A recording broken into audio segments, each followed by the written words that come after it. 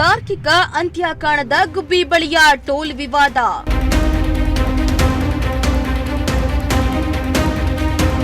ಸಮಸ್ಯೆ ಬಗೆಹರಿಸುವುದಾಗಿ ಶಾಸಕ ಶ್ರೀನಿವಾಸ್ ಭರವಸೆ.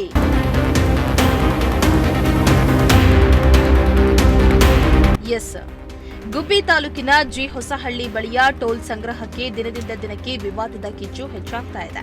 ಟೋಲ್ ಬಳಿ ತೆರಿಗೆ ಸಂಗ್ರಹಕ್ಕೆ ವಿರೋಧಿಸಿ 2 ಬಾರಿ ರೈತರು ಪ್ರತಿಭಟನೆಯನ್ನ ನಡೆಸಿದ್ರು. ಅಲ್ಲದೆ ಸಮಸ್ಯೆಯನ್ನ ಬಗೆಹರಿಸುವುದಾಗಿ ರೈತರಿಗೆ ಶಾಸಕ ಎಸ್ಆರ್ ಶ್ರೀನಿವಾಸ ಭರವಸೆಯನ್ನ ನೀಡಿದ್ರು.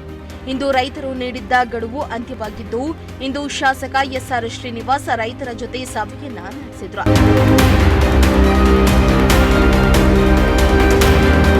ಗುಬ್ಬಿ ತಾಲೂಕು ಪಂಚಾಯಿತಿ ಸಭಾಂಗಣದಲ್ಲಿ ನಡೆದ ಸಭೆಯಲ್ಲಿ 100 ಮಂದಿ ರೈತರು ಭಾಗಿಯಾಗಿದ್ದರು. ಸಭೆಯಲ್ಲಿ ಅವೈಜ್ಞಾನಿಕವಾಗಿ ನಿರ್ಮಾಣ ಮಾಡಿರುವ ಟೋಲ್ನಿಂದ ರೈತರಿಗೆ ಆಗ್ತಾ ಇರೋ ಅನ್ಯಾಯದ ಬಗ್ಗೆ ಚರ್ಚೆಯನ್ನ ನಡೆಸಿದ್ರು. ಈ ವೇಳೆ ರೈತರು ಹೆದ್ದಾರಿ ನಿಯಮ ಪಾಲಿಸದೆ ಕೆಶಿಪ್ ರಸ್ತೆಗೆ ದಿಢೀರ್ ಅವೈಜ್ಞಾನಿಕ ಟೋಲ್ ನಿರ್ಮಾಣ ಮಾಡಿ ರೈತರಿಗೆ ಗಾಯದ ಮೇಲೆ ಬರೆ ಎಳೆದಿದೆ ಎಂದು ಟೋಲ್ ನಿರ್ಮಾಣಕ್ಕೆ ವಿರೋಧವನ್ನ ವ್ಯಕ್ತಪಡಿಸಿದ್ರು.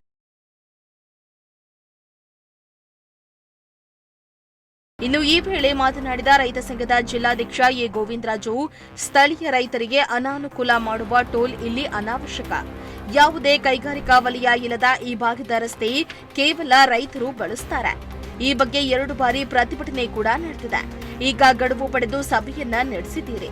15 ದಿನದ ಗಡುವು ಮುಗಿದಿದೆ. ಟೋಲ್ ತೆರವು ಮಾಡದಿದ್ರೆ ರೈತರ ಆಕ್ರೋಶದ ಕಟ್ಟೆ ಒಡೆಯುತ್ತೆ ಎಂದು ಎಚ್ಚರಿಕೆಯನ್ನ ನೀಡಿದ್ದಾರೆ.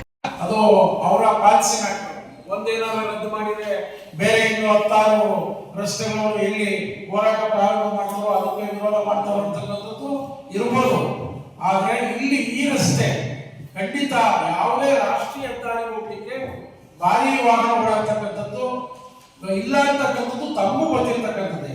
ನಾವ್ಯಾರು ಇಲ್ಲಿಂದ ಹೋಗಿ ಯಡಿಯೂರು ಹೋಗಿ ಹಾಸನ ಈ ಭಾಗ ಬೆಂಗಳೂರು ಹೋಗೋದಿಲ್ಲ, ಅಥವಾ ಯಡಿಯೂರಿನಲ್ಲಿ ಬಂದು ಬೆಂಗಳೂರಿಗೆ ಅಥವಾ ಶಿವಮೊಗ್ಗಕ್ಕೆ ಹೋಗ್ತಕ್ಕಂಥ ರಸ್ತೆ ಅಲ್ಲ.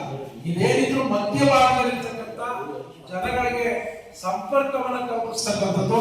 ಬಹುತೇಕ ಜನ ಸಿಎಸ್ ಸ್ಫೂರ್ತಿಯಿಂದ ನಾವೆಲ್ಲ ಗುಬ್ಬಿಯ ತಾಲೂಕು ಕಚೇರಿಗೆ ಅಥವಾ ಬೆಳಗ್ಗೆ ತರಕಾರಿ ಮಾರಾಟ ಮಾಡಲಿಕ್ಕೆ, ಕೂಲಿ ಮಾಡಲಿಕ್ಕೆ, ಇನ್ನೊಂದು ಓಡಾಡ್ತಕ್ಕಂಥವ್ರಿಗೆ ಇದರಿಂದ ಹೆಚ್ಚು ಅಪಾಯ ಆಗ್ತಕ್ಕಂಥದ್ದು. ಹಾಗಾಗಿ ನಾವು ನಿಮ್ಮಿಂದ ಈಗಲೂ ಸಮಸ್ಯೆಗೆ ಪರಿಹಾರವನ್ನ ನಿರೀಕ್ಷೆ ಮಾಡ್ತಾ ಇದ್ದೀವಿ. ದಯವಿಟ್ಟು ಮತ್ತೊಮ್ಮೆ ಸರ್ಕಾರದ ಜೊತೆ ಮಾತಾಡಿ ಈ ತರದ ತಾಂತ್ರಿಕ ಸಮಸ್ಯೆಯನ್ನ ಎತ್ತಿ ಅವ್ರನ್ನ ಸಂಬಂಧಪಟ್ಟಂತ ಸಚಿವರನ್ನ ಕನ್ವಿನ್ಸ್ ಮಾಡಿ ಇದಕ್ಕೆ ಒಂದು ಪರಿಹಾರವನ್ನ ತಾವು ಒಪ್ಪಿಸ್ಕೊಡ್ಬೇಕು ಅಂತಕ್ಕಂಥ ಒಂದು ಒತ್ತಾಯವನ್ನ ನಾನು ನಮ್ಮಲ್ಲಿ ಮಾಡ್ತಾ ವಿನಂತಿ ಮಾಡ್ತೇನೆ. ಅವ್ರು ಹೇಳ್ತಾರೆ ಟೋಲು ಸ್ವಲ್ಪ 10 ಬಳ ಇರ್ತಕ್ಕಂಥವ್ರು 2-3 ಕಿಲೋಮೀಟರ್ ಅಥವಾ 50 ಕಿಲೋಮೀಟರ್ ಇರ್ತಕ್ಕಂಥವ್ರಿಗೆ ನಾವು ಟೋಲ್ ತಗೊಳ್ಳೋದಿಲ್ಲ ಅಂತಕ್ಕಂಥ ಅನೇಕ ವಿಚಾರಗಳನ್ನ ಪ್ರಸ್ತಾಪ ಮಾಡಬಹುದು. ಆದ್ರೆ ನನ್ನ ಮೂಲ ಇರ್ತಕ್ಕಂಥದ್ದು ಈ ರಸ್ತೆಗೆ ಟೋಲ್ ಆಗ್ತಕ್ಕಂಥ ಅವಶ್ಯಕತೆನೇ ಇಲ್ಲ ಅಂತ ಬಹಳಷ್ಟು ಜನ ಮಾತಾಡಿದ್ದಾರೆ. ಈಗಾಗಲೇ ಅದು ಆಕ್ಚುಲಿ ಈ ಕಾನೂನುಬದ್ಧವಾಗಿ ಕಾನೂನಿನ ಹೋರಾಟಗಳ ಹಿಂದೆ ಬಹಳಷ್ಟು ಆಗಿದೆ. ಸುಪ್ರೀಂ ಕೋರ್ಟ್ಗೆಲ್ಲ ಇವೆಲ್ಲ ಹೋಗಿದೆ ಸಾಕಷ್ಟು. KRECL ಮೇಲೆ ಈ ಕೇಸಿತ್ತು. ಈ ರೀತಿ ಮತ್ತೆ ಸರ್ಕಾರ ಒಂದು ಕಡೆ ರಸ್ತೆ ತೆರಿಗೆಯನ್ನ ಪಡೆದು ಇನ್ನೊಂದು ಕಡೆ ಮತ್ತೆ ಸುಂಕವನ್ನು ವಿಧಿಸ್ತಕ್ಕಂಥದ್ದು ಅವೈಜ್ಞಾನಿಕ, ಈ ಸರಿಯಾದಂತ ಕ್ರಮ ಅಲ್ಲ ಅಂತ ಹೇಳಿ ಕೆಲವು ಕೋರ್ಟ್ಗಳಲ್ಲಿ ಪ್ರಸ್ತಾಪ ಆಗಿದೆ, ಪ್ರಶ್ನೆ ಮಾಡಿದ್ದಾರೆ. ಹಾಗಾಗಿ ಅದನ್ನ ಹೇಳಲಿಕ್ಕೆ ನಾವು ಒಂದಲ್ಲ 16 ಮಾಡ್ಕೊಂಡಿದ್ದಾರೆ. ಇನ್ನು ರೈತ ಸಂಘದ ತಾಲೂಕು ಅಧ್ಯಕ್ಷ ವೆಂಕಟೇಶ್ ಗೌಡ ಮಾತನಾಡಿ, ರೈತರು ಹಾಗೂ ಸರ್ಕಾರದ ಮಧ್ಯೆ ಶಾಸಕರು ಸೇತುವೆಯಾಗಿ ಕೆಲಸ ಮಾಡಬೇಕಾಗಿದೆ. ರೈತರ ಬವಣೆ ಅರಿತ ಶಾಸಕರು ಸಂಬಂಧಪಟ್ಟ ಸಚಿವರು ಹಾಗೂ ಅಧಿಕಾರಿಗಳ ಜೊತೆ ಚರ್ಚಿಸಿ ರೈತರ ಪರ ನಿಲುವನ್ನ ತೋರುವ ತೀರ್ಮಾನ ಕೈಗೊಳ್ಳಬೇಕೆಂದು ತಿಳಿಸಿದ್ರು. ನಾವು ನಮ್ಮ ಹತ್ರ ಟೋಲ್ ಕೇಳೋದೇ ಇಲ್ಲ, ಅದೆಲ್ಲ ಇದು ಮುಖ್ಯವಾಗಿ ನಮಗೆ ಅದು ಟೋಲು ನಮ್ಮ MLA ಅವ್ರಿಗೆ ಗೊತ್ತು. ನಮ್ಮ MLA ಅವರೇನು ಹೊಸಬ್ರ 25 ವರ್ಷ ರಾಜಕಾರಣ ಮಾಡಿರೋಂಥವ್ರಿಗೆ ಗೊತ್ತಿಲ್ವಾ? ಎಲ್ಲಿ ಈಗ ಅವರಿಗೆ ಅಧಿಪಾಯ ಎಲ್ಲೈತೆ ಅಂತನ. ಈಗ ಅವ್ರು ಹೇಳೋವಂಥದ್ದು ಕೆಲವು ಟೆಕ್ನಿಕಲ್ ಗ್ರೌಂಡ್ಸ್ ಇದೆ, ಒಪ್ಕೊಳ್ಳೋಣ. ಟೆಕ್ನಿಕಲ್ ಒಪ್ಪಂದ ಸುಮಾರು 25 ವರ್ಷದಿಂದಗಡೆ ಅಗ್ರಿಮೆಂಟ್ ಆಗಿ ಅವರಿಗೆ ರಸ್ತೆ ಮಾಡೋಕ್ಕಿಂತ ಮೊದಲೇ ಅವ್ರಿಗೆ ಆಗಿದೆ ಅಂತನ. ಕೆಲವು ಬದಲಾವಣೆ ಮಾಡ್ಕೊಳ್ಳೋಕ್ಕೂ ಅವಕಾಶಗಳು ಇರ್ತವೆ. ಯಾಕೆಂದ್ರೆ ಅಂತ ಟೋಲ್ ವಸೂಲು ಮಾಡೋ ಅಂತ ರಸ್ತೆ ಆಗಿದ್ರೆ ಕೆಲವು ಮಾನದಂಡಗಳನ್ನ ಇಟ್ಕೊಂಡು ಆ ಟೋಲಿಗೆ ನಾವು ಅವಕಾಶ ಕೊಡಬಹುದಾಗಿತ್ತು. ಟೋಲು ಅಲ್ಲಿ ಈಗ ಇವರಿಗೆ ಒಟ್ಟಾರೆ ಭಾಷೆಯೇ ಬರೋದಿಲ್ಲ. ಯಾರೋ ನಮ್ಮವ್ರನ್ನೊಬ್ಬನ್ನ ಇಟ್ಕೊಂಡು ಅಲ್ಲಿ ಸ್ಟ್ರಕ್ಚರ್ ಮಾಡ್ಕೊಂಡು ಇದು ಸುಮ್ಮನೆ ಈಗ ಇವೆಲ್ಲ ಮಾಡ್ತಾ ಇರೋಂಥದ್ದು ಎಷ್ಟು ಮಟ್ಟಿಗೆ ಸರಿ ಕಾಣುತ್ತೆ. ಅವರಿಗೆ ಮಾತಾಡಿ ನಮ್ಮ ಹಿಂದಿಲಿ ಮಾತಾಡ್ತಾರೆ, ನಾವು ಕನ್ನಡ ಮಾತಾಡ್ತೀವಿ. ಅದು ಈಗ ಎಲ್ಲೆಲ್ಲೋ ಕುಂತ್ಕೊಂಡು ಅವಳಿಗೆ ನೋಡ್ರಿ, ಇಲ್ಲೂ ನೋಡ್ರಿ, ತಡೀರಿ ಗಂಟು ಒಂದು ಹೋಗಲ್ಲ, ಸುಮ್ಮನೆ ತಗೊಂಬಂದು ಅವ್ರಿಗೂ ಮುಚ್ಚುಗರ.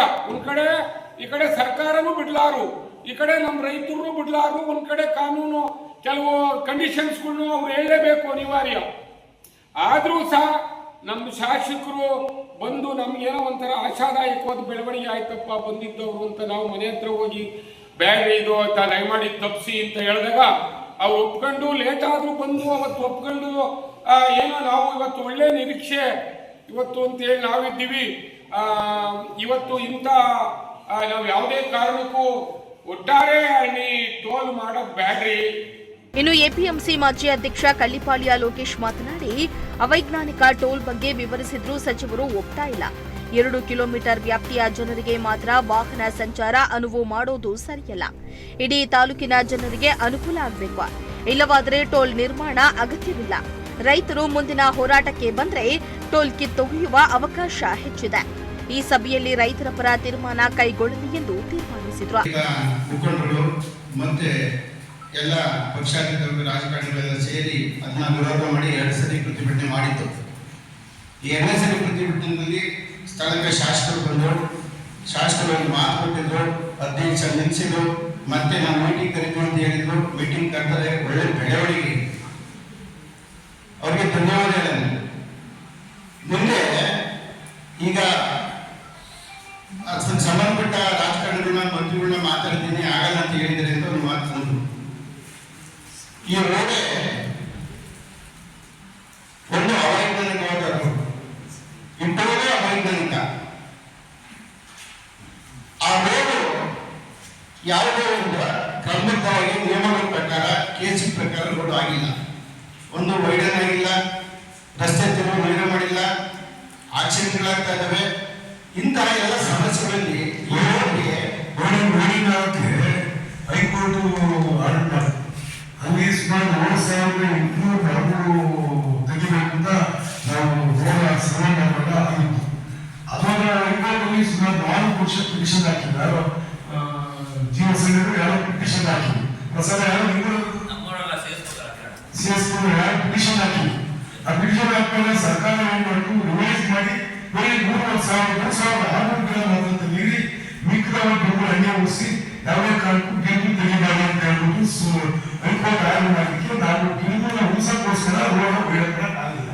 ಅವಾಗ ಎಲ್ಲೆಲ್ಲಿ ಅವಕಾಶ ಇದೆ ಅದು ವೈಡನ್ ಮಾಡಿದ್ವಿ, ಬೇರೆ ಕಡೆ ಮಾಡ್ಲಿಕ್ಕೆ ಆಗಲಿಲ್ಲ. ಈಗ ಬೇರೆ ಬೇರೆ ತಾಲೂಕಲ್ಲಿ ರೋಡ್ಗಳು ಬರ್ತವೆ, ಸ್ಟೇಟ್ ಹೈವೇ ಬರ್ತವೆ, ಕೆಸಿ ರೋಡ್ಗಳು ಬರ್ತವೆ. ಆದ್ರೆ ಯಾವುದೇ ರೋಡ್ ಮಾಡ್ಬೇಕಾದ್ರೂ ರಾಷ್ಟ್ರೀಯ ಹೆದ್ದಾರಿ ರಾಜ್ಯ ಹೆದ್ದಾರಿಗಳಲ್ಲಿ ಮಾಡ್ಬೇಕಾದ್ರೆ ಆ ಸ್ಥಳೀಯವಾಗಿ ಸಮಸ್ಯೆಗಳು ಬರ್ತವೆ. ಅದನ್ನ ಕ್ರಮಬದ್ಧವಾಗಿ ನಿಯಮ ಪ್ರಕಾರ ಮಾಡ್ಬೇಕಾದ್ರು ಧರ್ಮ ಕೆಲಸ. ಈಗ ಆಯ್ತು, ಅವಧಿ ಪರಿಸ್ಥಿತಿ ಏನಾಗಿದೆ. ಈಗ ಅಂತ ರೋಡ್ಗೆ ಟೋಲ್ ಫಿಕ್ಸ್ ಮಾಡಿ ರೈತಾಪಿ ವರ್ಗ ರೈತಾಪಿ ಜನಾಂಗ ಬಡವರು ಓಡಾಡುವಂತ ರೋಡ್, ಅದಕ್ಕೆ ರೈತರು ಬೆಳೆದಂತ ಬೆಳೆಗಳಿಗೆ ಸಾಗಾಣಿಕೆ ಮಾಡುವಂತ ರೋಡ್ ಅದು. ಅದರಿಂದ ಆ ಉದ್ದೇಶದಿಂದ ಅಲ್ಲಿಗೆ ಟೋಲ್ ಬೇಡ ಅಂತ ನಮ್ಮ ವೈಯಕ್ತಿಕ ಅಭಿಪ್ರಾಯ, ಜನಾಭಿಪ್ರಾಯ ಆ ಥರ ಇದೆ. ಈಗೇನ ಮುಂದೆ ನೀವು ಸರ್ಕಾರ ಲೆವೆಲ್ಗೆ ಏನಾದ್ರು ಮಾತಾಡಿ ಸ್ಟಾಪ್ ಮಾಡ್ತೀವಿ ಅಂದ್ರೆ ಅದು ನಿಮ್ಮ ಜವಾಬ್ದಾರಿ, ನಿಮಗೆ ಹೆಚ್ಚಿನ ಜವಾಬ್ದಾರಿ ಇದೆ ಅಂತ ನನ್ನ ವೈಯಕ್ತಿಕ ಅಭಿಪ್ರಾಯ ಅಂತ ತಿಳ್ಕೊಂಡು. ಇನ್ನು ರೈತರ ಮಾತನ್ನ ಆಲಿಸಿ ಮಾತನಾಡಿದ ಶಾಸಕ ಎಸ್ಆರ್ ಶ್ರೀನಿವಾಸ, ಸರ್ಕಾರ ಗುತ್ತಿಗೆ ಕರಾರು ಈ ಹಿಂದೆಯೇ ಮಾಡಿದೆ. ಗುತ್ತಿಗೆದಾರ ಅಧಿಕಾರಿಗಳ ಜೊತೆ ಚರ್ಚಿಸಿ ಒಂದು ಒಪ್ಪಂದ ಮಾಡಬಹುದಾಗಿದೆ. ತಾಲೂಕಿನ ಎಲ್ಲಾ ವಾಹನಗಳಿಗೆ ಪಾಸ್ ವ್ಯವಸ್ಥೆ ಮಾಡಲು ಚರ್ಚೆ ಮಾಡ್ತೇನೆ, ಅಥವಾ ನನ್ನ ಕ್ಷೇತ್ರದಿಂದ ಹೊರಭಾಗಕ್ಕೆ ಟೋಲ್ ಸ್ಥಳಾಂತರ ಮಾಡಲು ಅವಕಾಶ ಇದ್ರೆ ಚರ್ಚಿಸುತ್ತೇನೆ ಎಂದು ಭರವಸೆಯನ್ನ ನೀಡಿ 1 ದಿನದಲ್ಲಿ ಅಧಿಕಾರಿಗಳ ಸಭೆ ನಡೆಸುತ್ತೇನೆ. ರೈತಪರ ತೀರ್ಮಾನಕ್ಕೆ ಬದ್ಧನಾಗ್ತೇನೆ ಎಂದು ವಿಶ್ವಾಸವನ್ನ ವ್ಯಕ್ತಪಡಿಸಿದ್ರು.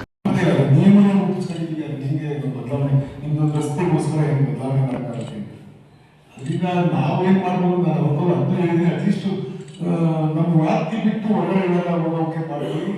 ನಮ್ಮ ವ್ಯಾಪ್ತಿ ಹೋಗೋಕೆ ನೀವು ಪಾಸ್ ಕೊಡ್ತಿರೋ, ಮತ್ತೊಂದು ಕೊಡ್ತಿರೋ. ಈಗ 2 ವೀಲರ್ಸ್ ಇರ್ತವೆ, 2 ವೀಲರ್ ಮತ್ತೆ ಟ್ರ್ಯಾಕ್ಟರ್ಸ್ ಕೆಲ ರಿಯಾಯಿತಿ ಕೊಡಿ. ನಮ್ಮ ವ್ಯಾಪ್ತಿ ಒಂದು 2 ಕಿಲೋಮೀಟರ್ 2 ಕಿಲೋಮೀಟರ್ ಕೊಡ್ತಾರೆ, ನಾವು 2 ಕಿಲೋಮೀಟರ್ ಆಗಲ್ಲ. ವರ್ಗು ನೀವು ಎಕ್ಸ್ಟೆಂಡ್ ಮಾಡಿ ಅವ್ರಿಗೆಲ್ಲ ಪಾಸ್ಪೋರ್ಟ್ ಮಿಕ್ಕಿದ್ದೆಲ್ಲ ಮಾಡ್ಕೊಡ್ರಿ ಅಂತ ಮಟ್ಟಲ್ಲೂ ಕೂಡ ಕನ್ವಿನ್ಸ್ ಮಾಡಿದ್ರಿ.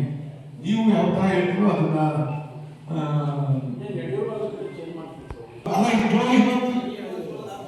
ಈಗ ಅವರು ರೋಡ್ ಸರ್ವೆ ಮಾಡಬೇಕು, ಎಲ್ಲಿ ರಸ್ತೆ ಎಷ್ಟು ಮಾಡಬೇಕು ಅದೆಲ್ಲ ಅವತ್ತೇ ಮಾಡಿ ಅಗ್ರಿಮೆಂಟ್ ಕೂಡ ಆಗಿರ್ತದೆ. ಎಕ್ದಮ್ಮು ಇಲ್ಲಿ ಬಂದು ಇರ್ತದೆ ಅಲ್ಲೇ ಅಲ್ಲ.